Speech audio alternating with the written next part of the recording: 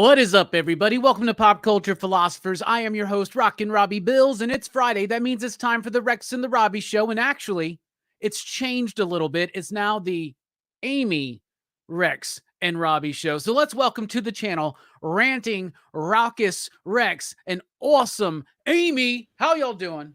Again, the intro gets better and better every week. How much coffee have you had this morning, bro? You're talking. It doesn't matter how much coffee I've had. It doesn't matter. You got a shot. It's like that scene where you got a shot right in the heart with adrenaline or something, man. Yeah, bro, because we're live. We're on air. You know, it's go time. Let's go. I'm excited. I'm excited for today's topics because we're talking about the news that Lobo. My bad. I was going to say moving on to the championship series. Woo! I was going to say Lobo is in talks to play Jason Momoa, but it's actually the other way around. Jason Momoa apparently in talks to play Lobo as early as Superman Legacy, and the Daredevil reboot, Daredevil Born Again, is being born again and rebooted. They've scrapped everything. They're starting from ground zero, ground one, whatever you want to call it. Lots of exciting news to talk about, but I just want to know, how are y'all doing? How's things over? Congratulations to your Phillies going to the NLCS against the Diamondbacks. Good luck. I did not realize, although you are not, I know you are a Yankees fan. I didn't realize your area was obviously heavily Braves fan, which makes sense now that I think about it. But yeah, we were talking about this a little bit, before we went on air. I'm a Philly fan, so I'm a pessimist. The Diamondbacks are unknown entity, really. Young team, not really know, you don't really know where their ceiling is. They might implode, who knows? So I'm gonna go into this guardedly, let's say that. Well, good luck in the series. I think you guys will be able to make it. I think you'll be going to the World Series. So I don't know. We'll see what happens though. I hope so, my friend. All right. So some really interesting news this week. Well, first of all, let's start with the lighter one, the more obvious one that everybody knew was coming. Jason Momoa, apparently in talks, this is being reported by Variety, to play Lobo. Well, we all anticipated that, especially when Jason Momoa was like screaming and hooting and hollering, like talking about how exciting the future is going to be for him in DC and blah, blah, blah, blah, blah. And everybody's like, well, he's not coming back as Aquaman. It's probably Lobo. But now it's being reported that it may be as early as Superman Legacy, as in he may be one of the antagonists of Superman Legacy. I think that's super cool. I think Lobo is pretty much the role he was born to play, especially after these recent reports have started leaking out that he was intoxicated the entire time he was making Aquaman 2 and was trying to get Amber Heard fired. So that gets thrown in there. But that kind of attitude, that kind of boisterousness, I think is perfect for Lobo. And we've mentioned this on the channel before. Rather than going with like Superman versus Lex Luthor again, or something stupid like Prankster or Toy Man, or even something grandiose like Brainiac, because you could build into that, Lobo would be a perfect like antagonist for Superman in this movie, and maybe just part of a larger threat. What do y'all think about the news that not only is Jason Momoa definitely talking about playing Lobo, but maybe in Superman Legacy? If he's happy, I'm happy for him. And I know I was thinking about how happy. I know good. Maybe some people are going to be, again, a little confused with how all the big casting changes. It's funny how it's got me thinking about, if anyone is familiar with the Universal monster movies back in the day, there was a lot of actors kind of played the same big roles.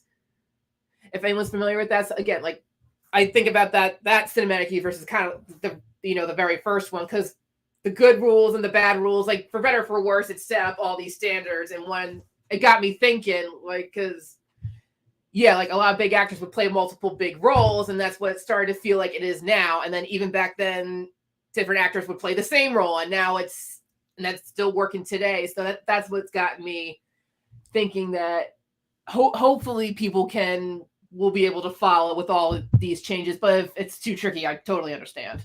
Well, so, I love what you say about the Universal monster movies, right? Because those are some of my favorite movies, and I've been saying that for a while. Like, that's the first cinematic universe. Like, it's all tied into one continuity eventually. They all start on their own, and then they merge them together with Frankenstein versus the Wolfman, and then House of Dracula, House of Frankenstein. And you're right, like, different actors portraying different characters. Boris Karloff, who played the original monster, is in House of Frankenstein, I believe, as a different character. Glenn Strange is playing the monster. Bela Lugosi has played the monster. Of course, he was Dracula, but then you got Lon Chaney Jr., who played Dracula. He played the Mummy. He played the Wolfman, the only one who actually played the Wolfman, which he was the standout, right? And also played the monster. So it shouldn't be too hard. We've been doing this for decades, right? Yeah. And then Claude Rains is another one. He's done Invisible Man and Phantom of the Opera, and he's not the Wolfman, but he's in the Wolfman movie. So it's he's the Wolf Daddy. So we've covered all the hairy characters in the history of film. You know what? To me, it just first of all, is it one of those instances where you speak something into reality? Okay. Needless to say, the fan base has been clamoring for Momoa to play Lobo, right? So we don't really know if there were any plans. You know, we suspect, but we don't really know. Nobody's come out and said anything, right? So we don't really know. So was it something that got spoken into reality? And I say this because I was a supporter of James Gunn coming on and taking the helm there and all of that. But needless to say, things have not gone well. All right. All the releases have sucked. Because they weren't his movies, though. He wasn't the producer. Okay, fair enough. Head of those movies. Okay, fair enough. Okay, so now. Yeah, we talked at the time, Rex, that like he was kind of put in a bad position to start with because the first few movies after he got announced as taking over were going to tank, right? Yeah, but here's the thing. Okay, you knew that coming in. Okay, it was a hot mess. They hired you to come clean it up. All right. And basically, I'm looking at this as an announcement because it's spiraling downwards. Every movie sucks more than the last one, and they're desperate. And the information that's coming out, it's not very coherent. So it kind of makes me feel like, well, we want to throw teasers out there, but we're really not sure what we're doing. And this feels like yet another facet of that. So you think that this is just being done? I think we're losing you, Rex. Okay, it's sucking. Things aren't going well. The movie sucked. Okay. All right. Sorry about that, buddy. We blanked out. Comcast. It's all right. Now, okay, y'all are back now. So the hell with you, Comcast. So you're saying that you think that this is just James Gunn trying to get people excited after a string of disappointments, is what you're thinking. We lost him again. All right. Well, what I would say is that I think this has been in the works for a while because Jason Momoa did leave the Warner Brothers offices that one time, got super excited, said, I wish I could talk to you about what we're talking about. I think being cast in the upcoming new Superman movie from James Gunn would be something that he would be excited about, especially playing Lobo, a character that he has wanted to play. And just to clarify, James Gunn, just like Taylor says, just like Amy said, hasn't done anything yet. Like none of his projects have happened yet. He was there. Like, I guess part of his early job was to tell everybody, oh, The Flash is great. You should check it out, but that was just, I think that's just what he had to do just to kind of get through that. Yeah, y'all are back. I'm not, to me, it's assuming a level of organization that I haven't seen yet. And beyond that, Momoa came out of that meeting real excited, but who knows what they talked about. Okay, you've got a big gap there. You don't know that it was about Lobo. Okay, you're assuming that it is. And obviously the groundswell of fan kind of pressure and whatever else. So you really don't know. Okay, and it feels to me like, either end that universe definitively, okay? And then say, we're starting Superman Legacy. That's where we're starting. The rest of this, okay? And I understand you have to be delicate with that because you don't want to kill those, okay? Although they were dead, dead on arrival anyway.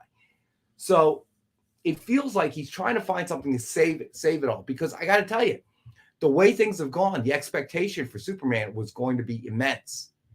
So now it just feels a little bit like, wow, we understand the pressure coming. We better throw the kitchen sink at it. All right. And Momoa is a draw. So how could it hurt? But it doesn't feel like a cohesive plan to me at all. Well, Okay? one thing is, Rex, James Gunn has said that that universe is over. He has said that the DCEU is over after Aquaman. He said that. And he said, like, he said this from the beginning. My official run starts with Creature Commandos, and then Superman Legacy's the first movie. Like, he's already said that. Like, there's no confusion there. That has always been the plan, Rex.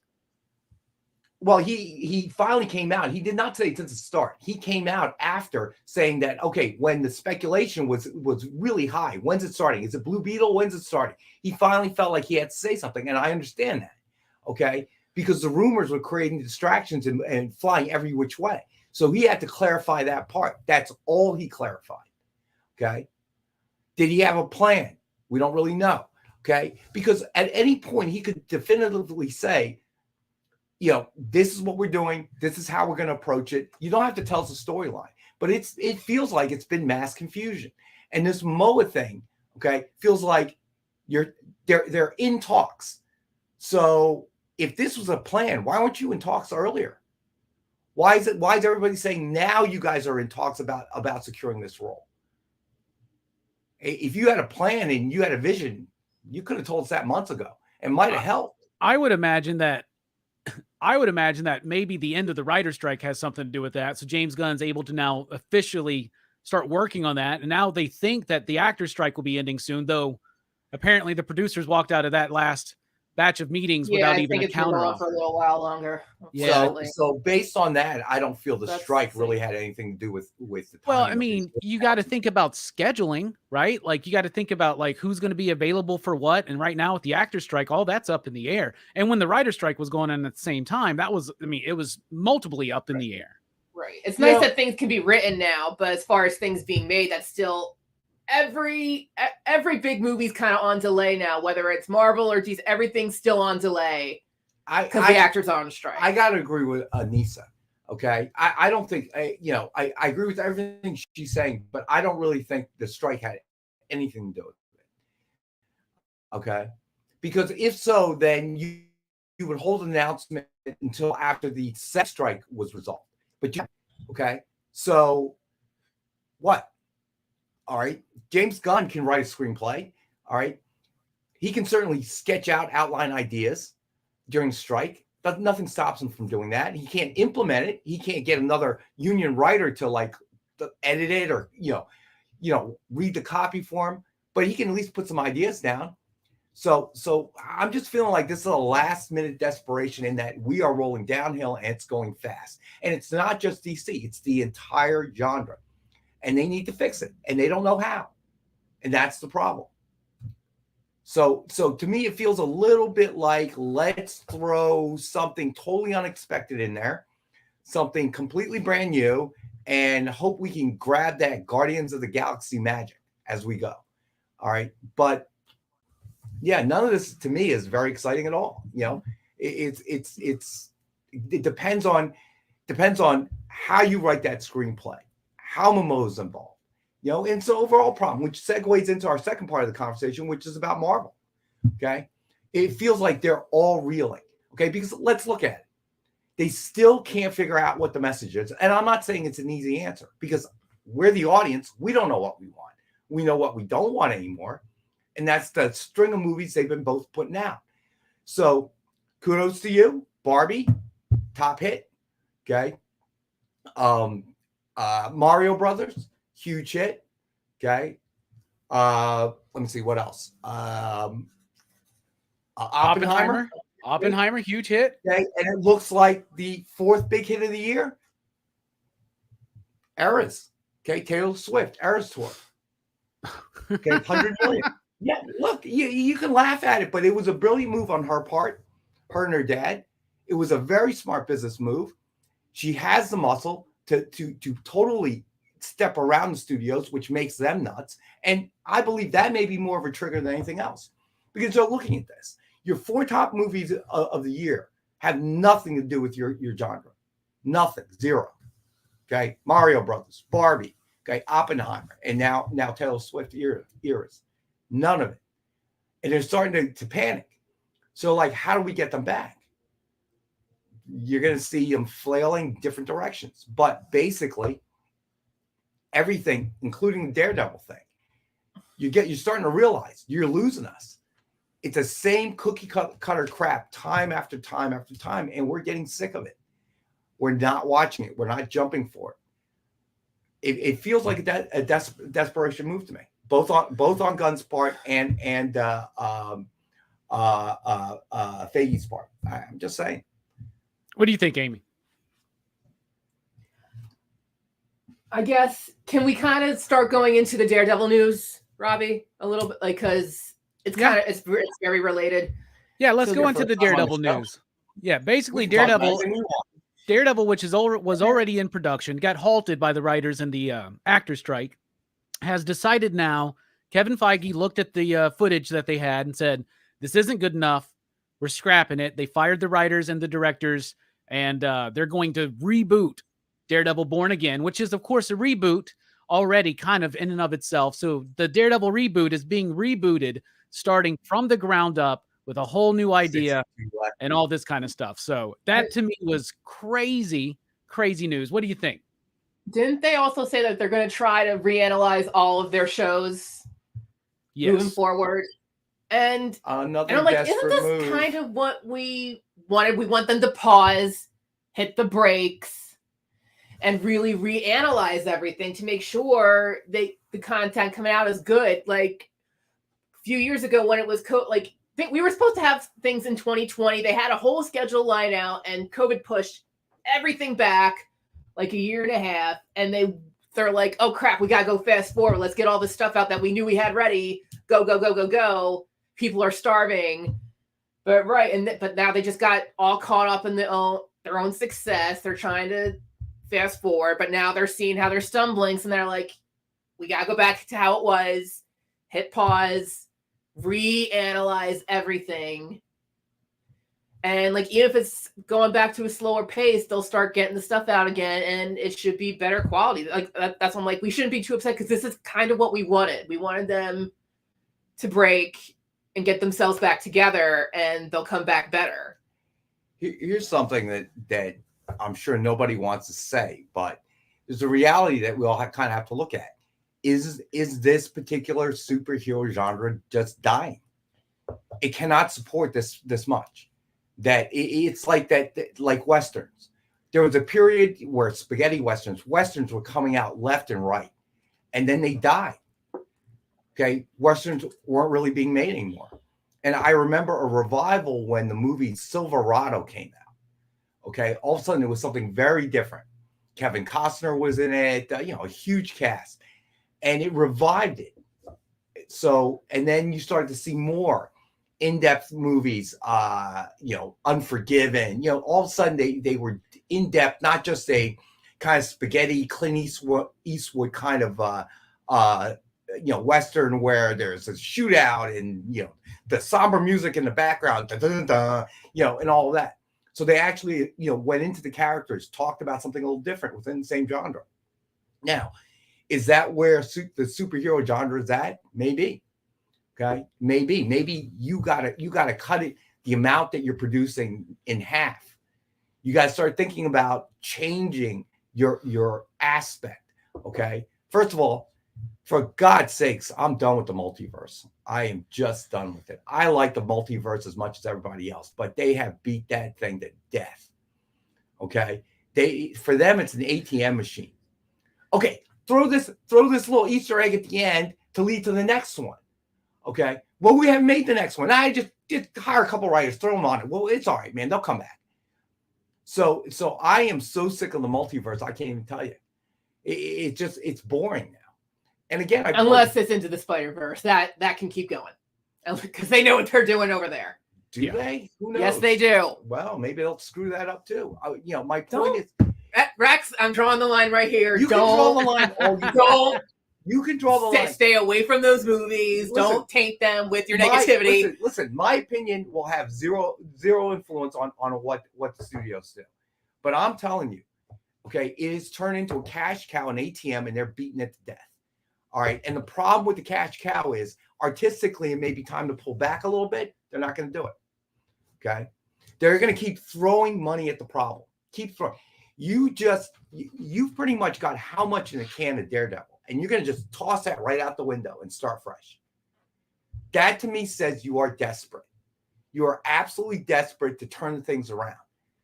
That you're willing to just throw silly money at it. Same thing they did with Batgirl in DC.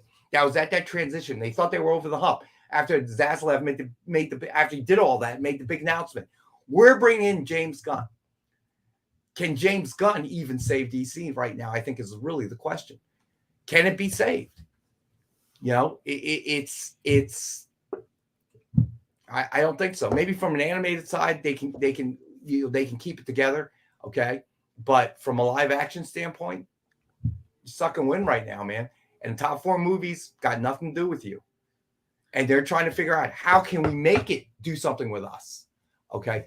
What is it that they did? And unfortunately, we're going to see a lot of movies come out because McGrath, Mark, I agree with you. It didn't die, it evolved, but it did pull back for a time before it evolved because nobody was going to see the spaghetti Western. So they need something more. They need to just do something different.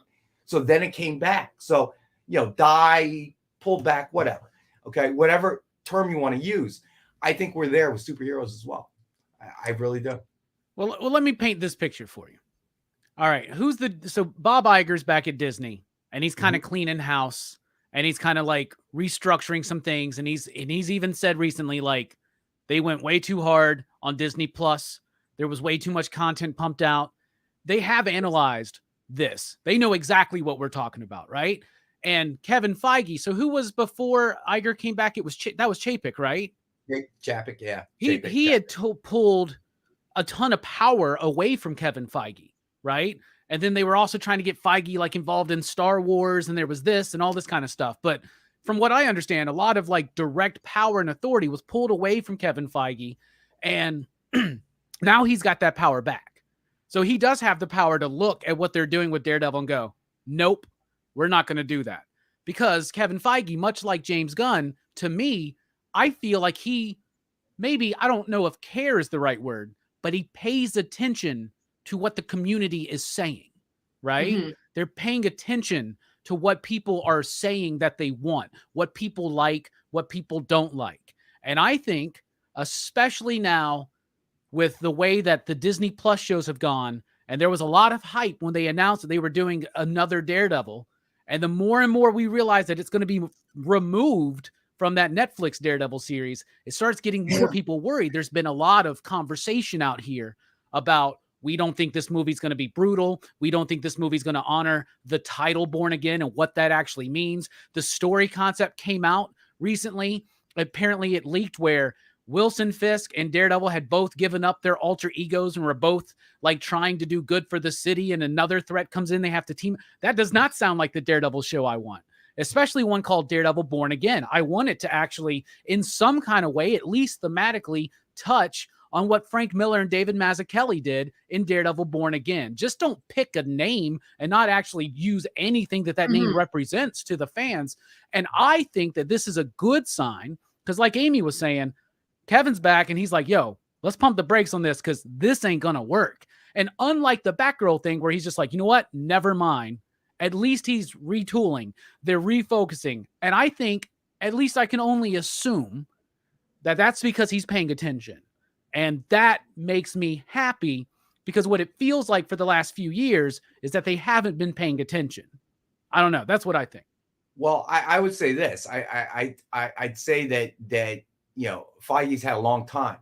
The Iger thing didn't just happen yesterday. So it's been a few years, a couple of years, I believe.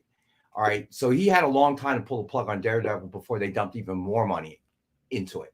Okay. So you can't tell me that after the whole But I think the timing of the end of the writer's strike, meaning that it's timed about to get back to work, I think that was the time then to kind of make those moves. I think that what do you think it would have looked like if he fired the writers during the writer's strike, bruh? Like not during the writer's strike, but before the writer's strike. Okay. Okay. This has been a long time coming. Okay. Iger's been back a long time.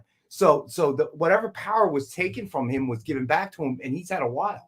So long before the writer's strike, he could have pulled the plug on this. You can't tell me that now that I see it, it sucks. But before, you know, when I read the screenplay and all that, it looked good. So what happened? Okay, to me, this is more of a reaction of what the top 4 movies of the year are going to be. And they realize that they've been bumped out. First time in a really long time. And they're panicking. Okay, Iger, I don't know how much attention he's paying to that. Okay, again, I believe that he will give Feige, he always trusted Feige to run that part. Iger's focused on the parks, man. The parks and the IP, the IPs and what they're making, because the parks are cash cow. People go in there and pour tons of money. There's capital investment involved, but once you build a ride, people go to the park and take the ride. You have to maintain it, whatever. Movies, are you kidding me? You're dumping 500 million into the production of a movie, so now you're forced to make 700 million at the box office. It seems like it seems like, but the value of it is I need my IP because then I can create more rides. Okay, I see the relationship there. Okay, I'm dying to do what's the new ride? Tron. Okay, when I finally get there. Tron hasn't been a movie in how long? Okay, one of my favorite rides is Avatar. Needless to say, it was not, Avatar Way of Water was not universally accepted. I personally love it. But, so the two are connected. So from standpoint right now, I think what's on Iger's plate is what's happening with the parks. I hear more news about that. And of course, he's got his own headaches with Florida. Okay, the state of Florida itself for Disney World properties. All of this just feels to me like a desperate, let me throw it up against the wall and see what's going to work. Because they're staring down the barrel of a gun. Their movies, obviously, from a technical CGI standpoint, cost more to make than a normal movie. And we are not, okay, now Barbie is an exception, okay? You're going to paint an entire set, entire town pink. That's got to cost you a pretty penny. But with that being said, they've been locked out of the top 4 movies of the year, okay? That's got to be scary for the amount of money you're spending and the slate, the schedule that you have lined out. And I don't care. This is the one time maybe the suits and the artistic side are agreeing. Okay, we're going downhill. We're going downhill fast. We better do something. And everything they're doing feels that way to me. Like, oh my God, let's just try it, dump it, retool Daredevil completely. Whatever it takes, we got to get them back. We can't have them watching biopics like Oppenheimer. A movie about Barbie. Okay, and I hope they get the right lesson. Unfortunately, they won't. We're definitely gonna see more IP movies. Okay, based on toys. That wasn't the magic to Barbie, was it? That was the background. That was the foundation. That was the environment to tell the story. It was still a really good story. Okay, Taylor Swift just shows the power of Taylor Swift. She flexes her muscles. Okay, all right. What's happening with the Chiefs in the NFL is scary. That girl got power, man. Okay. The world is going to be taken over by teenage and tween girls. Okay. They're going to run us to death. Okay. With their friendship bracelets and their Taylor Swift merchandise, they're going to beat us with it.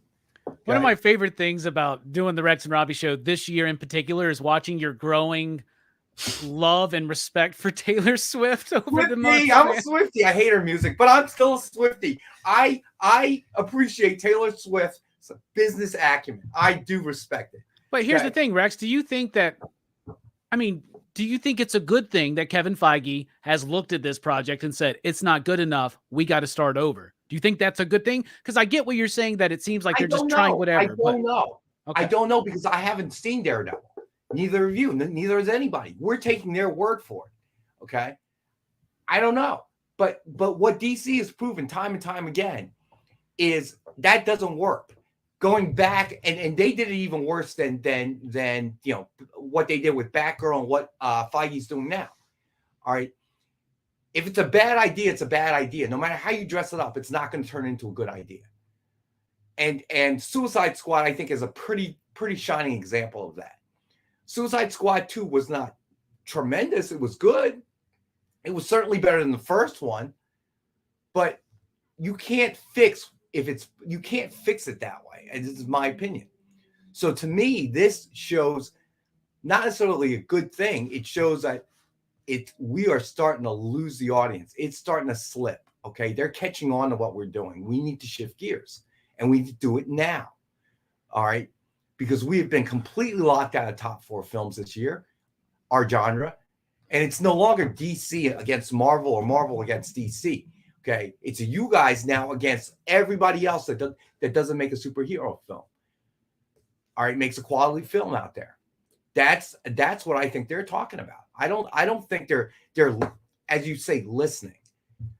They don't. Okay, they've had such success. Why would they?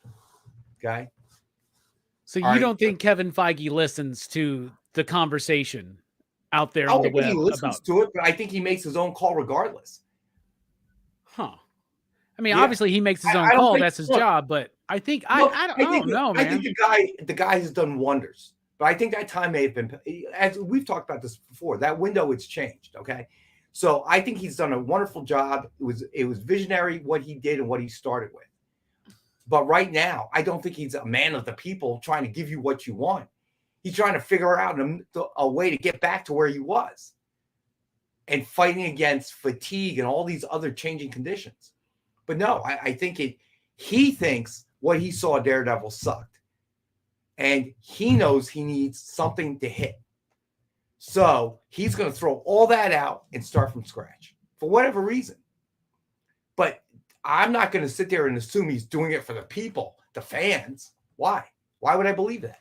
No, I didn't say he's doing it for the people or the fans. I think I said that he's listening. No, well, if he's listening, then he should have been listening a while ago. This is not something we've just started talking about. This fatigue has been going on for well over a year, if not longer. Okay, so at that point, he should have known. But now he's desperate because he's like, oh crap! Because there's people could say it, and you can make excuses, whatever, and but it was still the best movie of the year. Okay, now you can't say that. Now you're like, you can't defend it anymore. You can't say, well, it was bad. Oh no, it wasn't. Okay, so I feel like they have reached the point where they can no longer backpedal and realize they got to do something. They don't know what it is. I'm not pretending that I know what it is either. I know what I don't want, but I don't know what I want. So it's a tough nut for them to crack. But the one thing I'll say that they've realized or listened to, as you put it, is that, we're sick of this crap. You've worn us out. We're not watching it anymore. Not only that, when we do watch it, we're criticizing more than we're complimenting. So, so listening, I mean, the fans have been screaming, and they've been doing it with their feet. And you cannot get away because now the bean counters are going, hey, we're pouring all this money into the studio. Why the top 4 films of the year, not one of ours? Good question. Very good question. So, Amy, do you have anything to add to that? Sledhead, you're right. The fatigue is real. Well, the fatigue is real, but I think that I'm not saying that Kevin Feige's doing it for the people or that this or that. I'm not trying to say that it's going to work 100% and it's going to be better, but I think we don't, you're right. We don't know what's going on, like what movies they're making and stuff like that. Like we don't understand any of that. But at the same time, Kevin Feige's never done anything like this. They've never come out publicly and they were like, you know what? We're retooling. We're rebooting this whole thing. We're restarting it because what we were going with just doesn't work. So to me, it seems drastic. And I think it does show a little bit of desperation that they're even announcing that, right? They're even saying that that's what they're going to do. But it just at least to me, with James Gunn being hired for DC and with Kevin Feige making this move and then Iger and everybody else kind of talking about slowing down, they are trying to correct. And I haven't gotten that from the last couple years. And I'm happy I'm starting to get that. Amy, do you have any thoughts on that? Again, I guess it just goes back, just trying to lead on the more positive thing. The more they want to analyze something, the better they really do want it to be. And I guess, I don't know, now I'm thinking about all the things people want to do and so because I think back to when the DCU was just getting started, they wanted to do all these things to catch up with Marvel, and they sort of had a plan, but not really. So it's really just, I hope Marvel is careful with resetting and taking their time. Yeah, just be careful. I like what Mark McGrath is saying. He's right. Probably the Bond movies have dealt with this. They were the first to really deal with this. and how to carry that from generation to generation and what to do about that. Okay, when Sean Connery abruptly quit, that shifted. I don't want to say abruptly. He was getting old and he wanted to do other things. I can understand that. So he moved on from being Bond. He quit being Bond because of money, because they wouldn't give him the money that he wanted. That's true too. That's right. I remember reading that as well. And then we had the one movie with what's his name? George Lazenby. That's right, George Lazenby. And one of my favorite Bond films, by the way, On Her Majesty's Secret Service. I have to admit, it was pretty good, but going back to watch it, it's hard because he was never given an opportunity to establish himself as Bond. You know what I mean? You know, then he went all weird after the movie, right? Yeah, I know. Yeah.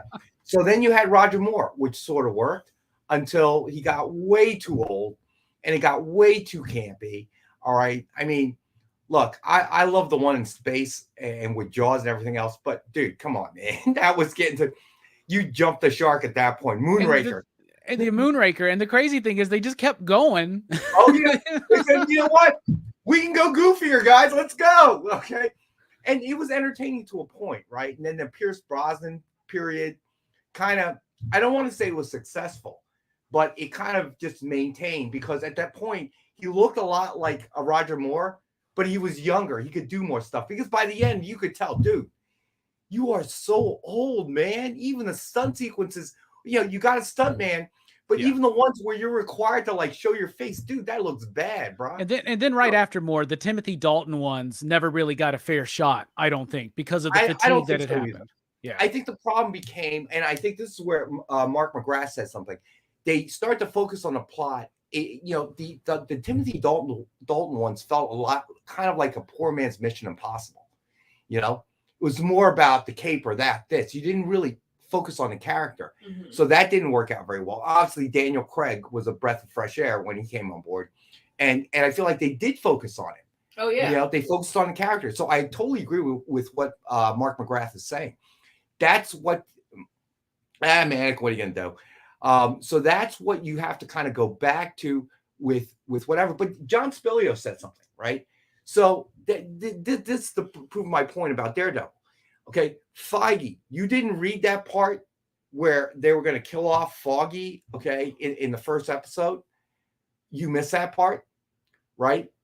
So, but now it's bad after you've got all that film in the can. You decided, well, no, I don't think that'll work.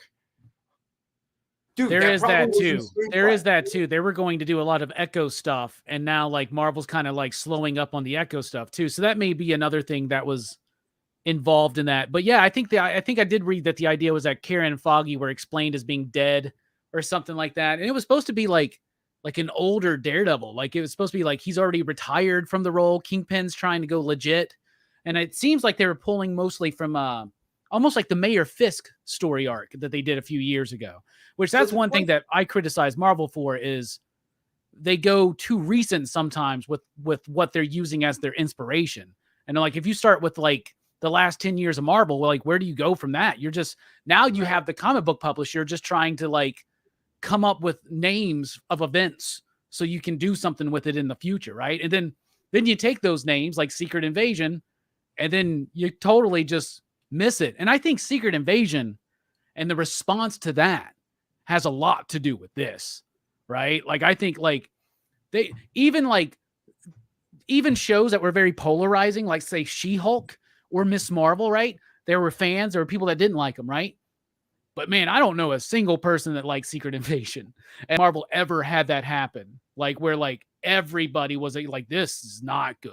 Right. So I think that has a lot to do with it as well. They're freaking out. Yeah. I mean, they are freaking out. The quality has diminished. Okay. I remember a few months, maybe a year ago, I was reading about how, you know, we were talking about the quality of the CGI in these shows and these movies. And, you know, you're talking to these the contracting companies that are doing the CGI and they're like, dude, they are burying us. You know, it looks bad because what we used to do in a day, now we have to do it in an hour. So it's not going to look great, you know? So you begin to wonder, saturation is a problem.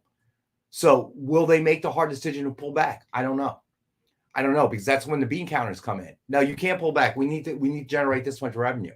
So you can't pull back. You got to put out something that's going to generate some moolah. Otherwise, we got a problem. So you got that pressure. So I really like I like to watch the John Campea show, right? He does this podcast. He's on YouTube, and he's got a bunch of people there. They usually just talk about the pop culture news, things like that, right? And he was mentioning when he was talking about the Daredevil stuff this week. And I didn't really even ever notice this, but he was saying that the Disney Plus Marvel shows were not run like a traditional TV show. Like meaning that they had a head writer, but they didn't have a showrunner, right? And that typically there's a showrunner and there's a couple of head writers, and they're the ones who dictate the direction of the show. And what they were doing with Kevin Feige having a little less authority was they were having it where they would have some head writers or something, but they didn't have a showrunner. Essentially, the showrunner were the studio execs, who are not the ones who should be running the show, but they were mimicking the MCU, where Kevin Feige was kind of like the showrunner, right? And that there maybe part of this retooling is getting back to the structure that's worked for television for like decades at this point. And one thing they pointed out too is that Marvel needs to understand this. Disney Plus, Marvel, they need to understand this. Movies are a director-driven industry. TV is a writer-driven industry, and the writers need to have more control. But there's and also that they were hiring young talent to give them opportunities, but without like experienced showrunners and head writers, you see what happened. Like clunkiness. They were hiring young talent because they're cheaper. I mean, well, that happens all the time. What it is. Okay, let's call it what it is. All right. They're not out to give anybody opportunities. As demonstrated by the writer's strike, the actor's strike, they want to keep as much of the money in their pocket as they can. So they're not, oh wow, hey, young Amy, let me, I know you're new in the business. We're gonna give you a job. No, we're gonna give you a job because you make less than a head writer would. Well, the thing is, you can hire young talent cheaper. I work retail. That's my number one experience, right? Is comic book retail in particular, movie stores, stuff like that, right? Yeah, there's always that first wave of like cheaper talent, right? If that makes sense. Like people that are coming in that are new, that are just starting out, things like that. But without the experience on top of that to guide that, I mean, what happens to young talent without direction?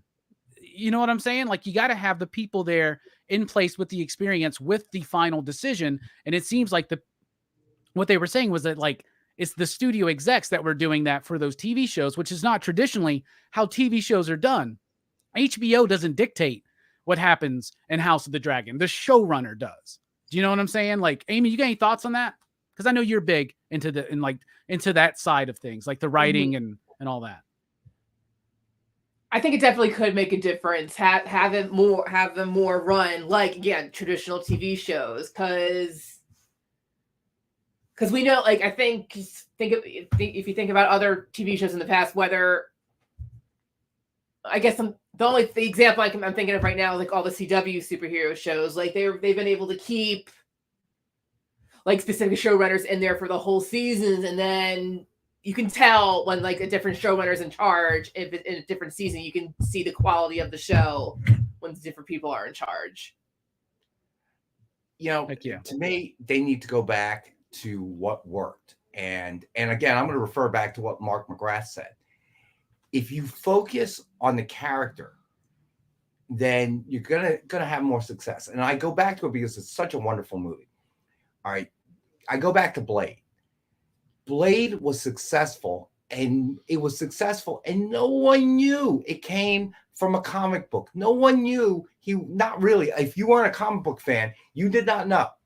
You went to see the movie because it was a well-written movie. It was a cool vampire movie, focused on two characters, Blade and I forget the young I forget the actor's name, but Stephen Dorff.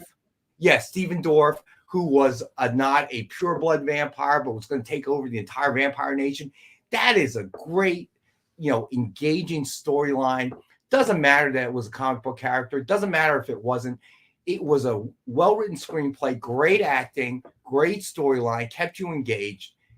That's, and again, a different time, but that's what works. Now you look at Ant-Man and Wasp. What? it was a lot of psychedelic stuff that reminded me of 60s. Michelle Pfeiffer. So what happened when you trapped all those years?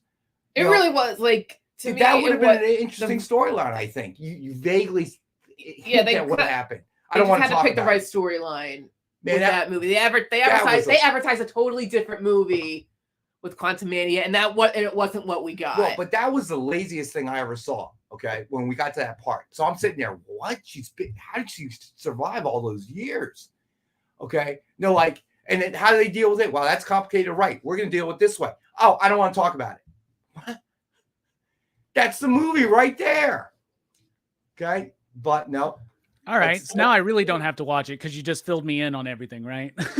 I still haven't seen it, man. And that goes to show you something. I'm one of comic books' biggest fans and comic book characters. And I used to remember, we all remember, it wasn't that long ago, excuse me, when every superhero movie, every comic book movie, every Marvel project, even DC project, it was an event. It was like we all built up to it. Now it's like, hey, what's the next superhero movie? And people are like, oh, is it Captain Marvel? When's that? Oh, that's in a few weeks. Like, it's not, there's no anticipation anymore, right? And they got to do something to bring that back. Even the first Ant-Man was so much better, right? Focus on the Lang character, okay? And it was a heist movie. Like, yeah, exactly. It was fun. The spectacle. It focused on the characters, or relationship between the characters. Okay, his relationship with his daughter, very cool. Okay, and then you turn the last one into this. What? I mean, I came out of that movie so not caring about anybody in it. Okay, Michelle Pfeiffer character. Are you kidding? Like, well, you're not going to talk to your family about this? The best thing I can say about Quantumania, I thought everyone in it did do a good job. I liked seeing Kang. I liked seeing the whole, because one of my favorite scenes in that movie is like him and Scott Lang having a conversation, and Robbie is okay if I just spoil it a smidge, just it's not too into detail. If he asks us, he's going to go to a restaurant and we tell him it sucks, we're doing him a favor. So go ahead. Go for it. But like easily one of the best scenes in the movie is that, like, he's got his daughter, he's using his technology kind of hold her hostage. He's like, you're going to do what I ask, or I'm going to kill her slowly. Oh, and I'm going to replay it over and over until you can't take it anymore. You're going to beg me to kill. Like all his scenes were very intimidating. I liked seeing Kang as a villain, and that it was one of the best scenes in the movie. And then you like the actor too. I mean, in that sense. And he did a good job. And then I remember watching Quantumania, and like for the most part of the movie, I'm like, I'm into this. It's an interesting. And then like I don't know why people complain. And then once the movie was over, how it resolved, I'm like, I feel like I'm missing something. And when I realized it didn't feel like anybody learned anything at the end of the movie. You know what I mean? It's like what was the character journey for Scott? What was it for, like, that part was missing. And that's what I thought we were going to get from the trailer, then we didn't. Yeah. That's understandable. I still say in certain aspects, it's still worth a watch. But like for how it ended, I'm like, they could have ended it as like, if they wanted us to be really more excited for Kang, I can think of a totally different ending that would have been like, oh damn, like, oh, this guy is trouble. And I want it.